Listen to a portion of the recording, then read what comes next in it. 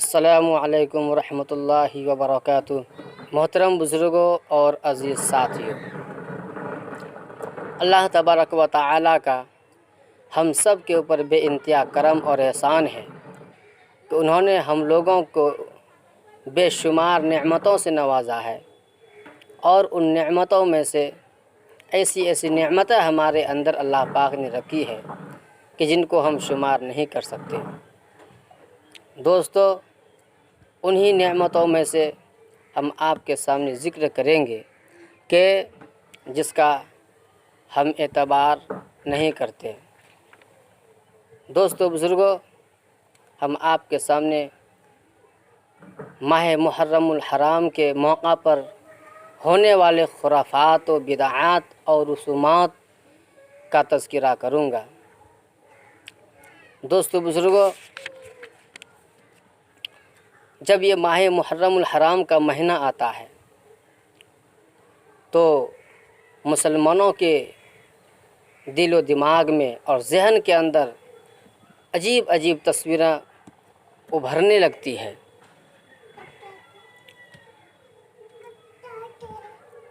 عجیب تصویریں ابھرنے لگتی ہے جو کہ تعلیم نبوی کے خلاف ہے، اور وہ یقیناً قابل افسوس دہ بات ہے۔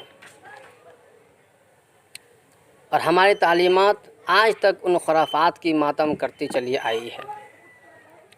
ہمیں فکر کے ساتھ اس طرف توجہ دینی ہے کہ کیونکہ یہ مقدس مہینہ ہے، اور اس مہینے کے اندر ہونے والے خرافات، نوحہ و ماتم، سینہ کوبی و شمشیر زنی اور یا حسین کے نعرے لگانا اور تعزیہ داری، یہ سب بدعتیں ہیں۔ اور میں نے آپ کے سامنے حدیث پیش کی ہے، کل محدثۃ بدعہ وکل بدعۃ ضلالہ وکل ضلالۃ فی النار، کہ دین کے اندر ہر نئی بات کو پیدا کرنا بدعت ہے، اور ہر بدعت جہنم کے اندر لے جانے والی چیز ہے۔ اسی طرح ان کی کوئی اصل بھی نہیں ہے، بلکہ تعزیہ داری کی ابتدا ہندوستان میں امیر تیمور لنگ کے زمانہ میں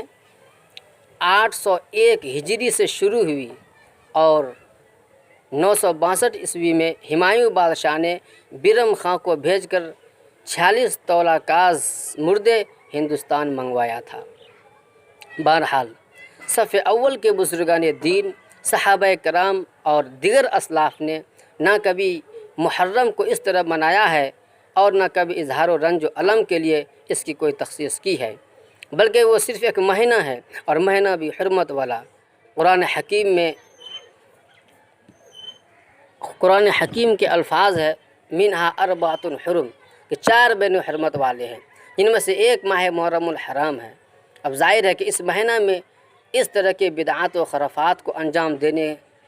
کی کسی بھی قیمت پر گنجائش نہیں ہو سکتی، اسی لیے کہ اس سے اس کی حرمت تار ہو جائے گی، بلکہ اس کے برخلاف اس کا ایک بہت اہم اور قابل قدر پس منظر ہے، جس سے عوام تقریباً نابلد ہے۔ اور شاید یہی وجہ ہے کہ وہ اس ماہ کے برکات و فضائل سے قطع نظر کر یہ بدعات انجام دیتے ہیں۔ دوستو بزرگوں، اب سوال پیدا ہوتا ہے کہ یہ اسلامی سال کب سے شروع ہوتا ہے؟ میرے بزرگوں اور بھائیوں، ماہ محرم سے اسلامی سال شروع ہوتا ہے، اور اس مہینہ میں ایک دن آتا ہے جسے عاشورہ کہتے ہیں۔ احادیث و روایات میں اس دن کے فضائل و برکات بہت کثرت سے وارد ہوئے ہیں، اور تاریخ میں اس دن سے متعلق بہت سے واقعات منسوب ہیں جن کا مذہب اسلام میں اعتبار ہے۔ روز اول ہی سے سال کا یہ اول مہینہ اور مہینہ کا یہ مبارک دن عاشورہ بڑا ہی اہم اور محترم شان رہا ہے، لہذا اس کی جتنی بھی قدر کی جائے کم ہے۔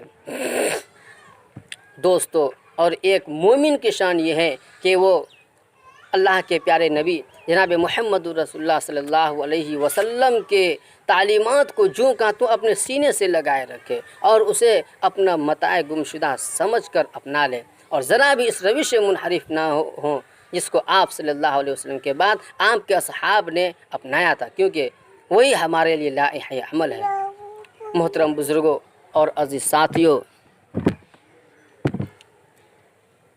اس امت کے واحد اور آخری نبی جناب محمد رسول اللہ صلی اللہ علیہ وسلم نے بذات خود اس دن کی فضیلت و عظمت اس طرح بیان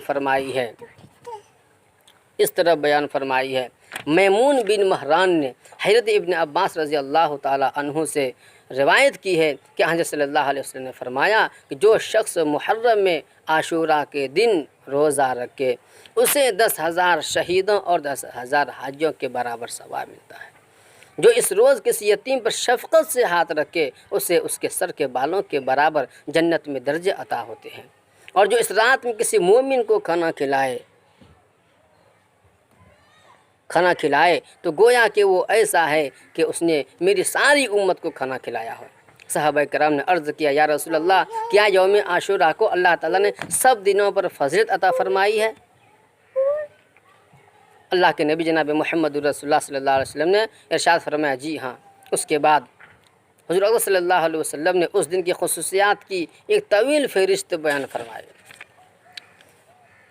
چنانچہ مکاشفۃ القلوب میں حضرت امام غزالی رحمۃ اللہ علیہ نے ان تمام خصوصیات کا احاطہ کر لیا ہے جس کو بھی پیارے نبی کی زبان مبارک سے بیان ہونے کا شرف حاصل ہوا۔ چنانچہ آپ فرماتے ہیں کہ عاشورہ کے دن حضرت آدم علیہ نبینا علیہ الصلاۃ والتسلیم کو پیدا کیا گیا، اسی دن انہیں جنت میں داخل کیا گیا، اسی دن ان کی توبہ قبول کی گئی، اسی دن عرش و کرسی، زمین و آسمان، چاند، سورج اور ستارے اور جنت پیدا کیے گئے، اسی دن حضرت ابراہیم علیہ السلام پیدا کیے گئے، اسی دن انہیں آگ سے نجات ملی، اسی دن حضرت موسیٰ علیہ السلام اور آپ کی امت کو نجات ملی، اور فرعون اپنی قوم سمیت غرق ہوا، اسی دن حضرت عیسیٰ علیہ السلام پیدا کیے گئے، اسی دن انہیں آسمانوں کی طرف اٹھایا گیا، اسی دن حضرت ادریس علیہ السلام کو مقام بلند کی طرف اٹھایا گیا، اسی دن حضرت نوح علیہ السلام کی کشتی جدی پہاڑ پر ٹھہری، اسی دن حضرت سلیمان علیہ السلام کو ملک عظیم عطا کیا گیا، اسی دن یونس علیہ السلام مچھلی کے پیٹ سے نکالے گئے، اسی دن حضرت یعقوب علیہ السلام کو بینائی لوٹائی گئی، اسی دن حضرت یوسف علیہ السلام گہرے کنویں سے نکالے گئے، اسی دن حضرت ایوب علیہ السلام کی تکلیف رفع کی گئی، آسمان سے زمین پر سب سے پہلی بارش اسی دن ہوئی، اللہ کی رحمتوں کا نزول سب سے پہلے اسی دن ہوا، اسی دن قیامت آئے گی۔ دوستو بزرگوں، آپ غور کر سکتے ہیں کہ جس دن کے ساتھ بے شمار متبرک واقعات وابستہ ہو وہ کتنا عظیم دن ہوگا۔ میں سمجھتا ہوں کہ یوم عاشورہ کے علاوہ سال کے 365 دنوں میں ایک ہی دن اتنی اہمیت کا حامل